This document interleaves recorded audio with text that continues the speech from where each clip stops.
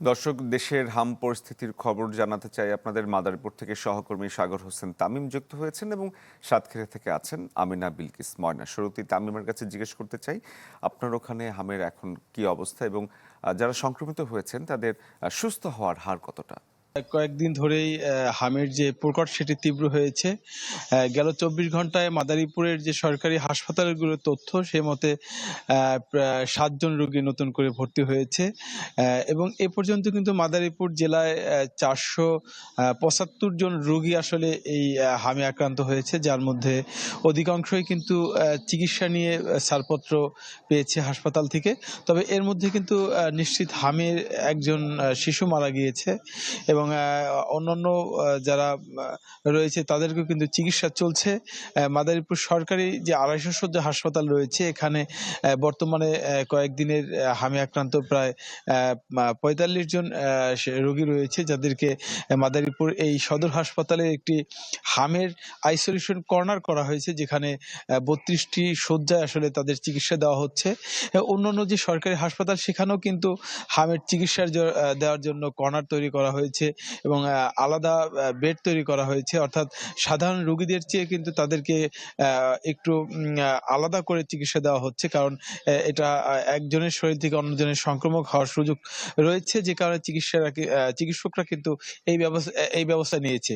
তো জেলার স্বাস্থ্য বিভাগ থেকে যেটি বলা হচ্ছে, প্রচন্ড জ্বর এবং শরীরে লালচে ভাব দেখা দিলেই কিন্তু হাসপাতালে চিকিৎসকের পরামর্শ হতে বলা হচ্ছে এবং হামের টিকাও কিন্তু কার্যক্রম চলছে। মাদারীপুর সদর হাসপাতাল সহ অন্যান্য সরকারি হাসপাতালগুলোতে প্রায় ৩৩,০০০ শিশুকে আসলে এই হামের টিকা দেওয়া হয়েছে। তো সব মিলে বলা যায় হামের প্রকট বাড়লেও চিকিৎসক চিকিৎসা নেওয়ার চেষ্টা করছে। তো এই ছিল আমার কাছে। শরীফ।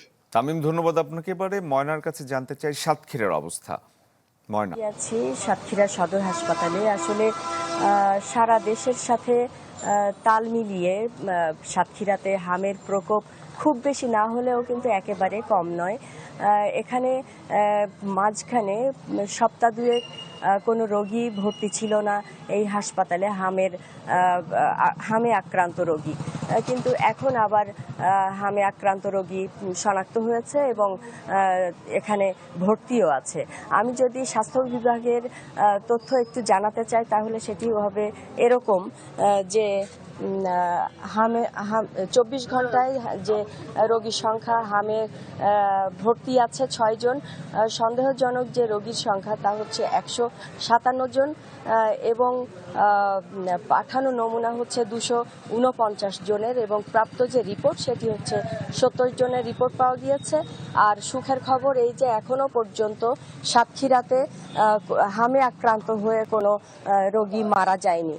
আর এই যে হামের প্রভাবটা বেশি দেখা দিয়েছে শিশুদের মধ্যে এবং এই যে হামের টিকা প্রদান করা হচ্ছে এখনো কিন্তু সেই কার্যক্রম চলছে। সরকারি হাসপাতাল সহ বিভিন্ন উপজেলা স্বাস্থ্য কমপ্লেক্সে এবং কমিউনিটি ক্লিনিকে এই টিকা প্রদান করা হচ্ছে। যারা এখনো এই টিকার আওতায় আসেনি, স্বাস্থ্য বিভাগ তাদেরকে আহ্বান জানাচ্ছে যে এই টিকার আওতায় আসার জন্য এবং যারা এই হামে আক্রান্ত হচ্ছে তাদেরকে অন্যান্য মানুষের থেকে দূরে রাখার জন্য।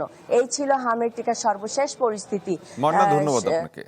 Furniture just smarter, JMG furniture.